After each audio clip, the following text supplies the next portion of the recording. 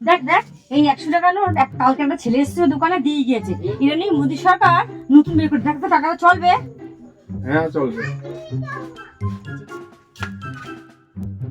হ্যাঁ বলুন কি লাগবে? ও দোকানদার, এই যে এই লাভগুলোর দাম কত? ও ওটার দাম 100 টাকা।